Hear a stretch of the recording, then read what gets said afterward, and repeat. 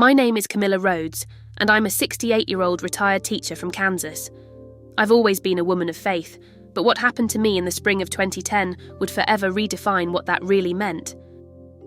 It was a quiet April morning, the kind where the breeze is just gentle enough to rattle the wind chimes on my porch, and the sky looks like a painting smeared in gold and blue. I remember waking up with a strange heaviness in my chest, like something unseen was pressing down, whispering that today would be different. I told myself it was probably just anxiety, nothing more. I had been struggling with heart issues for a few years, but I was managing. That day, I was alone in my small home, sipping on peppermint tea, when suddenly I felt a violent pressure in my chest. It was as if a fist made of fire and ice gripped my heart and squeezed. I collapsed right there in the kitchen, my teacup shattering beside me. From that point on, everything became surreal. The pain was unbearable, yet there was a calm whisper in the distance, like a lullaby floating on the edge of death. As I lay there helpless, barely able to breathe, I felt myself drift. Not asleep, but not fully alive either. I didn't hear ambulances.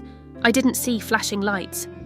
All I remember was silence, pure, dense silence, and then a sensation of being peeled away from my body like mist lifting off a lake at dawn.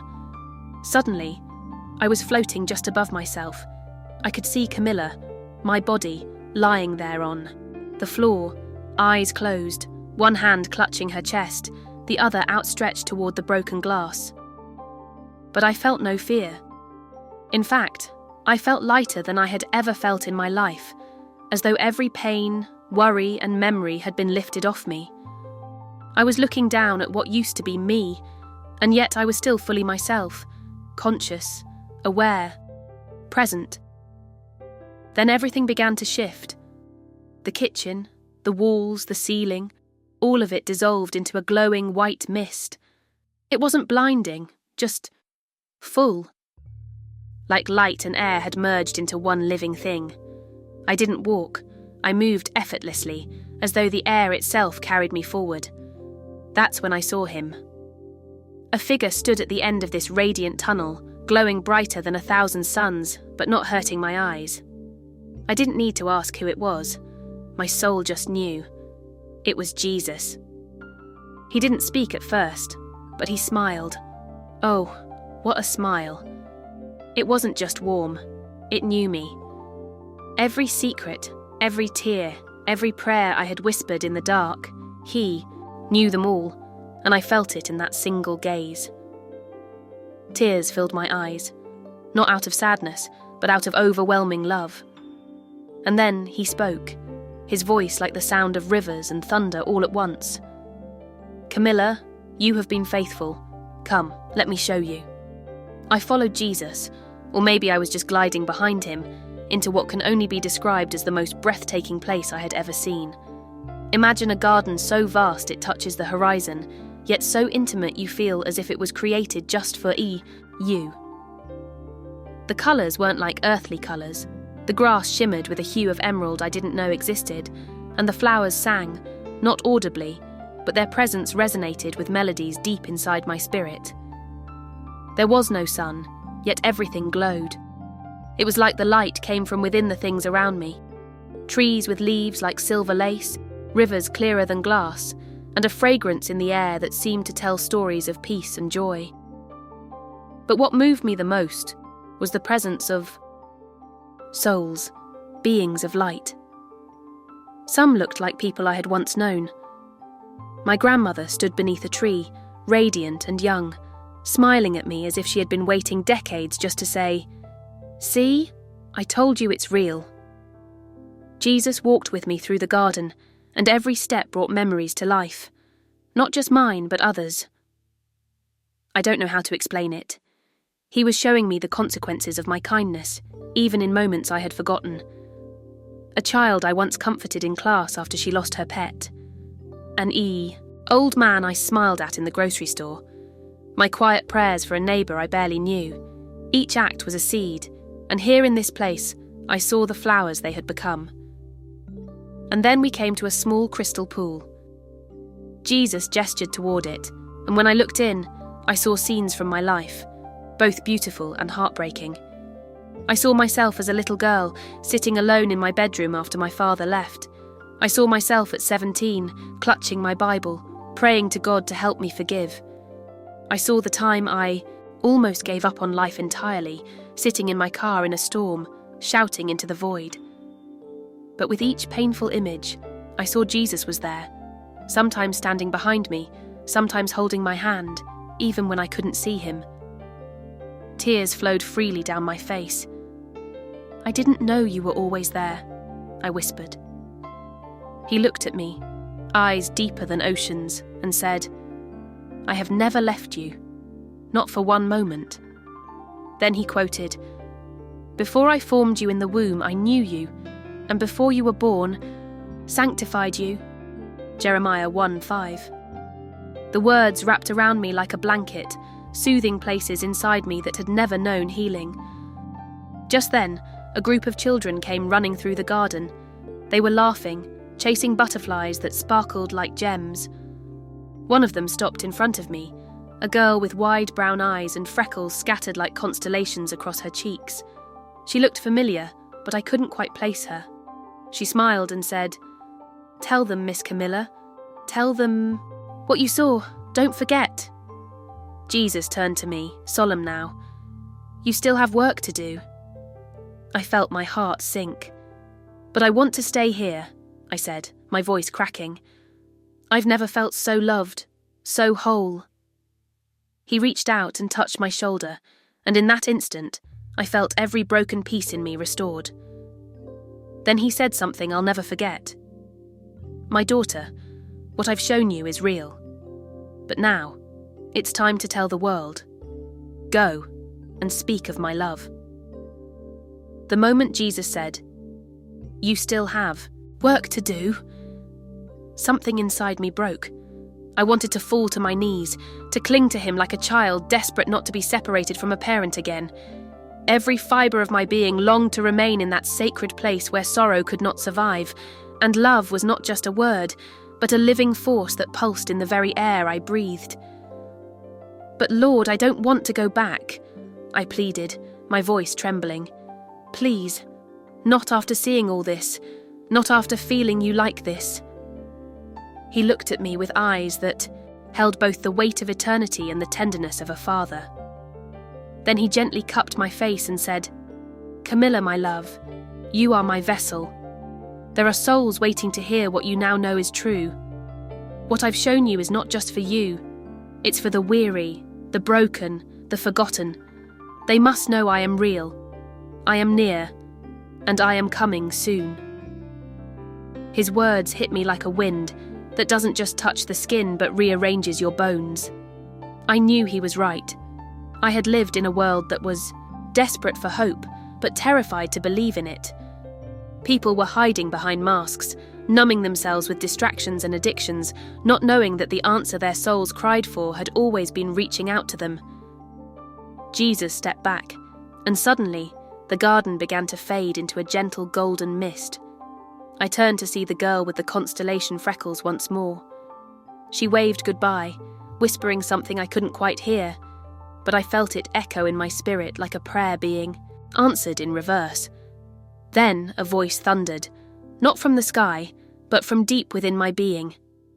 It said, "And I heard a voice from heaven saying unto me, Write, Blessed are the dead which die in the Lord from henceforth.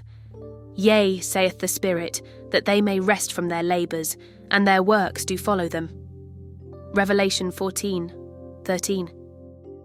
In that moment, I was surrounded by light, pure, dazzling light that consumed me. I didn't feel pain or fear, only a warmth that reached into every cell of my soul. Don't know how long I floated in that realm between worlds, but I knew something was shifting. Suddenly, I felt myself being pulled, like being caught in a current, gentle yet impossible to resist. My spirit trembled, my heart raced. It was happening. I was being sent back. I heard Jesus speak one last time. "Do not be afraid to tell them what you saw. Speak my truth boldly. The time is short." And just like that, I was slammed back into my body with a force that stole the breath from my lungs. My eyes burst open, and I gasped as if surfacing from the depths of the ocean. The sterile light of the hospital room felt blinding compared to heaven's glory, and the beeping monitors and cold sheets grounded me into harsh reality. But I was alive. I had returned. Doctors were stunned. The nurse next to me dropped her clipboard and ran out of the room yelling for assistance. My heart monitor, once flat, now blinked and pulsed rhythmically. Tears streamed down my face. Not from pain, but from the holy weight of everything I had just experienced. My husband, Mark, rushed in moments later. He stopped in the doorway, his hands shaking. "Camilla?" he whispered, barely daring to believe it. "Is it really you?" I nodded, too weak to speak, and he fell to his knees at my bedside, sobbing into the sheets. I looked into his eyes and simply said, "Jesus is real." It was all I could manage, but it was all he needed. From that day on, my life changed forever. I didn't just believe anymore. I knew. I had touched eternity, and it had marked me, but it also commissioned me. I was no longer just Camilla Rhodes from Georgia. I was a messenger, a witness. As the days passed, I began to write down every detail I could remember, every word Jesus spoke, every vision, every face. I knew it was urgent. People needed to hear. They needed to know that God's love is not a myth, not a story passed down through generations to comfort the weak. It is real, it is living, and it is searching for them, right now. The hospital discharged me less than a week later. The doctors called it a miraculous recovery. My heart had stopped. My brain had gone too long without oxygen. By all medical accounts, I shouldn't have come back whole, if at all. But there I was, walking out under a sky that looked different somehow. Bluer, deeper, like it was a veil I could almost peel back. At home, the world felt louder, but emptier. TV chatter, social media scrolls, people yelling at each other in traffic, none of I. It had weight anymore. I had stood where time no longer mattered, where love wasn't given conditionally. Here, everything seemed starved, desperate, like everyone was searching for something they couldn't name.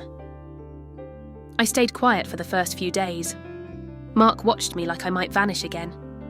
Sometimes he'd reach over while we sat on the porch and just touch my wrist, making sure I was still warm. Still here. One night, I whispered, "Mark, do you believe me?" He took a long breath. "I don't just believe you. I believe him." That's when I knew it had begun. The ripple effect. Within a week, word spread. Friends came over just to sit with me. They didn't want entertainment. They didn't ask for details. They just wanted peace, something I now carried like perfume in a room. People we hadn't spoken to in years texted Mark and said, "I heard what happened. Can I talk to her?" One woman, a nurse I barely remembered from the hospital, showed up on my porch crying. She didn't knock. She just stood there, overwhelmed. "You came back," she sobbed. "You glowed. I saw it with my own eyes." I invited her in, sat her down, held her hand, and told her everything. And I kept telling it, again and again. To family, to strangers, to people online who left long messages at 3 a.m. saying, "I don't know why I'm writing this. I'm just broken." I knew why. They were hungry. Their souls had been starving for the truth. And I had seen the bread of life. I couldn't keep silent. I started praying. Differently too, not like I was speaking to someone far away, but like I was leaning into the chest of the one who had held me in that garden. "Jesus," I'd whisper in the dark, "whatever you want, I'll do it. Just use me." And he did. One night, while I prayed in my small home office, he gave me a verse that shook me. "And they overcame him by the blood of the Lamb, and by the word of their testimony, and they loved not their lives unto the death." Revelation 12:11. I knew what he was saying. My testimony had power. It wasn't just my story. It was his victory echoing through my voice. So I began to speak publicly. Churches invited me, then conferences, then podcasts. I wasn't a theologian. I didn't have seminary degrees or fancy sermons. I just had truth. And that truth, Jesus Christ, living and glorified, was setting hearts on fire. At one church event, a teenage girl named Layla came up to me, tears flooding her eyes. "I was going to kill myself tonight," she said, "but someone sent me your video." I felt something I've never felt before, like love reached into my chest and wouldn't let me go. She gave her life to Jesus that night, and I remembered the girl with constellation freckles from the garden whispering, "Tell them what you saw. Don't forget." I hadn't forgotten, but the battle wasn't over. Darkness doesn't surrender souls without a fight. The more I spoke, the more spiritual warfare came. Nightmares, sudden illness, friends turning cold. But I had walked with the King of Kings. I knew who had the final say. So I pressed on. I prayed over my home, anointed the doors, and declared aloud, "This house belongs to Jesus Christ. No weapon formed against us shall prosper." Isaiah 54:17. And peace returned, stronger than before. Each time I shared my story, I felt like I was lighting candles in other people's hearts. Rooms that had been dark for years were now glowing with hope. Grief-stricken mothers, addicted sons, lonely widows, cold atheists. Something in them stirred when they heard it, and I knew why. Because I wasn't just telling a story, I was testifying to a kingdom more real than this world. A kingdom of light, of glory, of home. Months passed, but the fire inside me only grew. I couldn't go back to a normal life, and honestly, I didn't want to. I knew too much. I had seen too much. My days became a mission, every sunrise another chance to tell someone, "You are more than your pain. There is a place where your name is known, where you are fully seen and still fully loved." One night, I was invited to speak at a women's conference in Dallas. Over 2,000 women packed into the arena, many with their arms crossed, skeptical. But as I walked to the podium, I prayed silently, "Jesus, let them hear you, not me." I told them everything. Not just the beauty of heaven, but the hell of regret I carried, and the love that rescued me anyway. I spoke of the garden, the embrace, the light that didn't shine on me, but through me. When I finished, the silence was so thick you could feel it pulsing. Then someone stood and began to clap, then another, and suddenly the room was roaring. But it wasn't applause for me, it was praise for him. Hundreds of women fell to their knees. Worship broke out spontaneously, tears everywhere. Chains were being shattered, and I didn't even touch them. Afterward, a woman named Maureen waited until everyone had left. She was older, maybe late 60s, dressed in faded jeans and a navy blue headscarf. She walked up to me, trembling. "I lost my daughter to an overdose last year," she said. "And every day since I've hated God. I thought he was cruel. But when you spoke tonight, I saw him differently. I saw the way he looked at you in that garden." She took a deep breath, then whispered, "Do you think he looked at my daughter that way too?" I held her hand and said, "Yes, 1,000 times yes. He still does." We cried together, and I knew right then that if everything I went through was just for this one woman, it would have been worth it. But God had more. A few months later, someone uploaded my testimony to a YouTube channel without telling me. Within weeks, it had over 2 million views. People commented in every language imaginable, some from prison, others from war zones, from hospital beds and broken marriages. One man wrote, "I had a gun in my mouth, and your story made me put it down. I met Jesus tonight. I'm not the same." I sobbed reading that. It was overwhelming. I wasn't famous. I was just Camilla, the girl who had once given up on hope, the girl who had tasted death and found life. Soon I was invited to speak internationally, Brazil, South Korea, Italy. In every country I met someone who whispered, "I saw the garden too."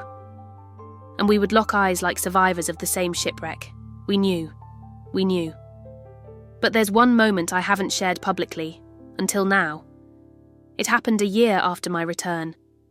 I was alone in my room, just resting, eyes closed, but awake. And suddenly, I felt that pull again. Not fear, familiarity. The atmosphere shifted, and I saw her, the girl with the constellation freckles. She stood beside me, glowing softly, her eyes full of joy. "You told them?" she smiled. I nodded, tears spilling. "And now," she added, "they'll tell others." I tried to speak, but my lips didn't move. Instead, she reached out and touched my shoulder, just once. And with that touch came a rush of memories, all the people who had found Christ through my story. Faces I hadn't even, seen yet. Generations being changed. When I opened my eyes, I was back. But I knew what it meant. The garden was real. The calling was real. And the King, he is coming soon. So I keep speaking. Not for fame, not for applause, but for him. For the one who left 99 just to pull me out of a hospital bed and remind me, you're still mine. Because no matter how lost you feel, how far you've fallen, how dark the path may look, he's already there, arms open, saying, "Come home." And I'm living. Proof. If this story touched your heart, please subscribe to the channel, comment how God is great, and share this video with someone you love and desire to bless. Let the testimony continue through you.